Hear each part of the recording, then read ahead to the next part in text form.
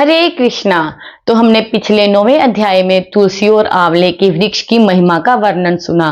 तो आज हम अध्याय 10 पर चर्चा करेंगे और उसका श्रवण करेंगे।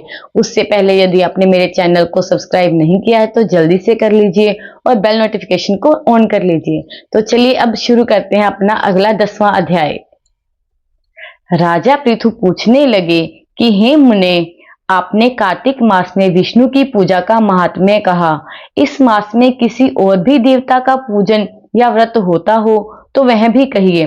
नारद जी कहने लगे कि अश्विन शुक्ला पूर्णमासी को ब्रह्मा जी का व्रत होता है, कार्तिक कृष्णा चतुर्थी को गणेश जी का तथा अष्टमी व अमावस को श्री लक्ष्मी जी का व्रत होता है।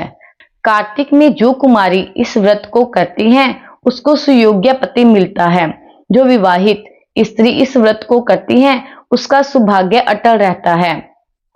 प्रातः का स्नान आदि से निवृत्त होकर चंदन आदि से गणेश जी का पूजन करें। सायकाल फिर गणेश जी का पूजन करके चंद्रोदय होने पर चंद्रमा को अर्घ्य दें और फिर उत्सव मनाकर भोजन करें। स्त्रियों को अपने सौभाग्य के लिए इस व्रत को अवश्य करना चाहिए। नारद जी कहने लगे, हे राजा पृथु, इस व्रत का एक सुंदर इतिहास मैं तुमसे कहता हूँ, सुनो। भद्रावती नाम की एक पुरी में सुधर्मा नाम का एक राजा था। उसके रविदत्त, सुशर्मा, जय शर्मा और सुशोभन नाम वाले 4 पुत्र और वीरमती नाम वाली कन्या थी। उस कन्या वीरमती का विवाह देवव्रत के साथ हो गया। वे दोनों बड़े ही प्रेम के साथ रहते थे।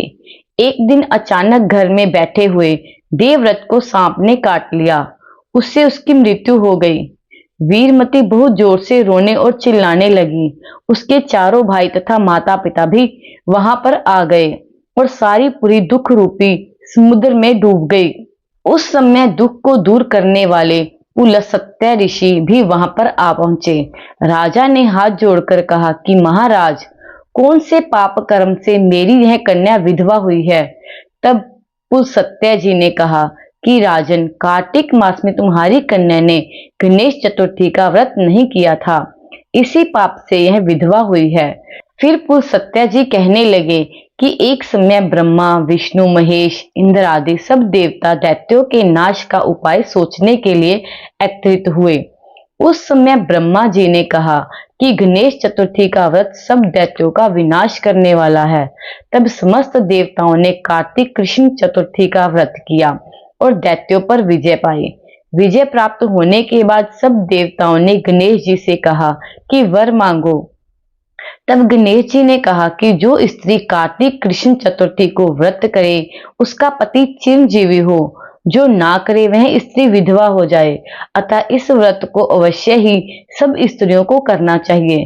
पुलस्त्य जी कहने लगे कि हे राजन, तुम्हारी कन्या ने इस व्रत को नहीं किया था, इसी कारण वह विधवा हुई है।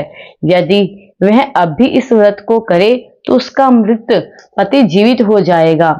यह कहकर ऋषि तो चले गए और राजा ने अपने जमाई के मृतक शरीर को तेल में डलवा दिया।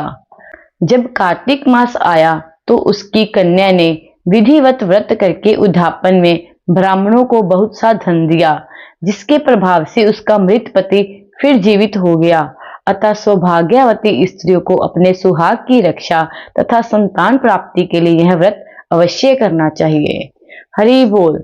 तो इस प्रकार यह था हमारा आज का 10वां अध्याय, जिसमें हमने कृष्ण पक्ष की चतुर्थी के व्रत का वर्णन सुना।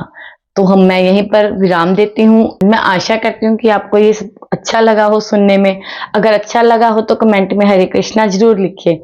हरे कृष्णा।